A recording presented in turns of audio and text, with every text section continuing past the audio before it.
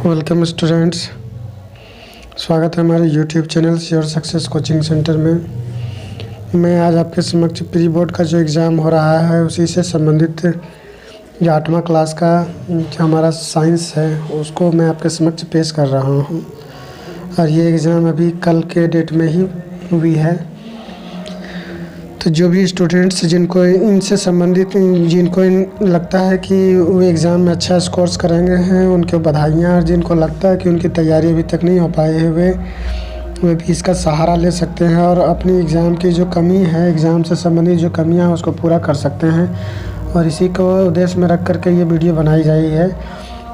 तो जो भी स्टूडेंट्स अभी तक हमारे चैनल से नहीं जुड़े हैं हमारे चैनल को सब्सक्राइब कर लें ताकि उनको भी समय समय पर जो भी वीडियो अपलोड की जाती है और उनका नोटिफिकेशन उन तक पहुँचता रहे। तो चलिए जो हमारा पहला प्रश्न है हम उनकी ओर चलते हैं।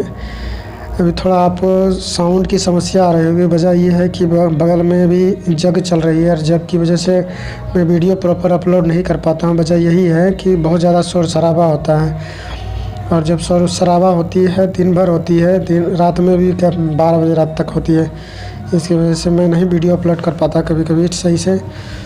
अभी भी शोर शराबा काफ़ी हो रही है लेकिन मैं कोशिश कर रहा हूँ फिर भी वीडियो बनाने की। तो हमारा जो पहला प्रश्न है उसकी ओर हम चलते हैं कि धातुएं सामान्यतः किस रंग की होती है। Metals are usually are of which colour. तो धातुएं सामान्यतः भूरे रंग की होती है, इसलिए इसका उत्तर डी हो जाएगा, भूरे रंग की होती है। तो दूसरा प्रश्न हमारा है धातुएं ऊष्मा की डैश होती हैं। Metals are dash of heat. धातुएं ऊष्मा की सुचालक होती है। तो इसका उत्तर हमारा हो जाएगा कंडक्टर्स, सुचालक।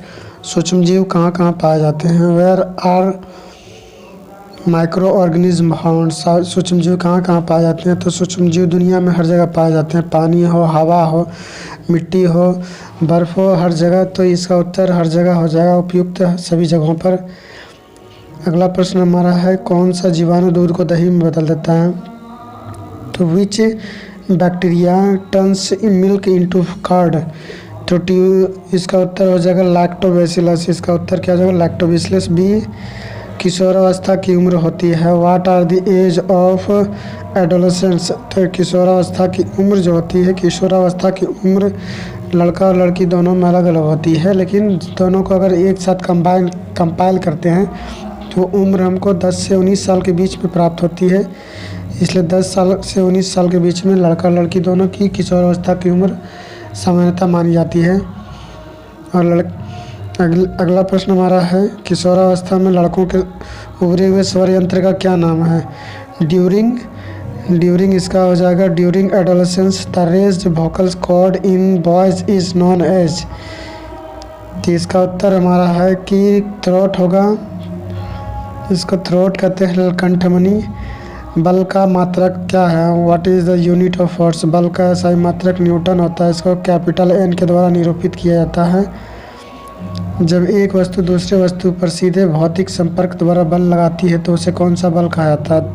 When one object puts force on another object through direct physical contact then the force is known as. तो उसको किस बल के नाम से जाना जाता है। तो उसको हम कहते हैं कॉन्टैक्ट फोर्सेस।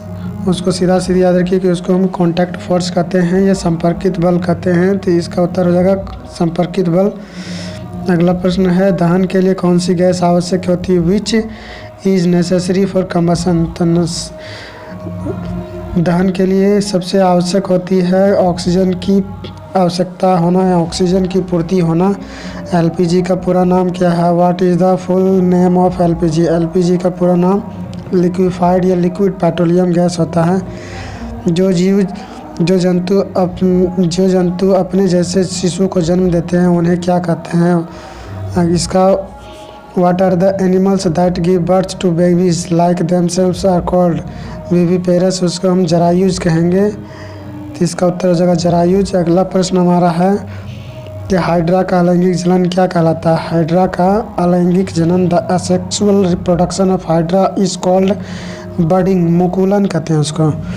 वे वस्तुएं जो प्रकाश उत्सर्जित करती हैं क्या कहलाती हैं। The objects which emit light is called as luminous object प्रदीप्त वस्तु कहते हैं। सूर्य का श्वेत प्रकाश कितने वर्णों या रंगों का होता है? तो सूर्य का प्रकाश 7 रंगों का मेल होता है, जिसको हम VIBGYOR भी कह सकते हैं, बिग बी। और अगला प्रश्न हमारा जो दिया है कि झारखंड की एक प्रमुख आपदा या समस्या क्या है?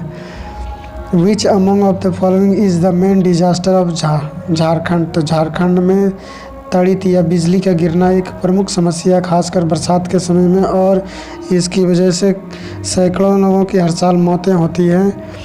अगला प्रश्न है, पृथ्वी के भूपटल का कंपन क्या कहलाता है? The vibration of earth surface is called, उसको हम अर्थक्वेक कहेंगे, भूकंप या अर्थात ज़मीन का कंपन होना। इसका नेक्स्ट जो प्रश्न है वो हमारा है कि वायुमंडल में किस गैस की मात्रा सर्वाधिक होती है या सबसे अधिक होती है?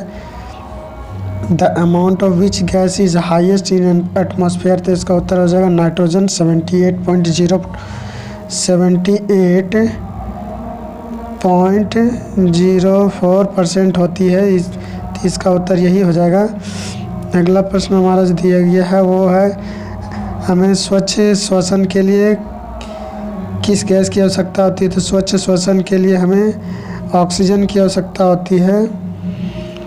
अगला प्रश्न जो हमारा है, रबी फसल का उदाहरण है। रबी फसल जो फसल शीत ऋतु में बोई जाती है, तो शीत ऋतु में बोई जाने वाली फसल गेहूँ है। सूर्य का सबसे बड़ा ग्रह क्या है? The largest planet of our solar system is Jupiter. Jupiter बृहस्पति जो हमारे सौरमंडल का सबसे बड़ा ग्रह है, और यह हमारी पृथ्वी से लगभग 333 गुना तक बड़ी है। तो आज मैंने आपके समक्ष 8वीं वर्ग की जो महत्वपूर्ण प्री बोर्ड से संबंधित जो प्रश्न थे उसको रखा। आने वाले दिनों में और भी इसी तरह के प्रश्नों को रखा जाएगा। दिन में 2 से 3 क्लास की जो प्रश्न पत्र हैं उसको रखा जाएगा। यदि आपने अभी तक हमारे चैनल को सब्सक्राइब नहीं किया तो सब्सक्राइब कर लें, वीडियो को लाइक कर दें, बेल आइकन की घंटी को प्रेस कर दें, ताकि आप तक लेटेस्ट वीडियोज़ की अपडेट्स पहुँचती रहे। धन्यवाद।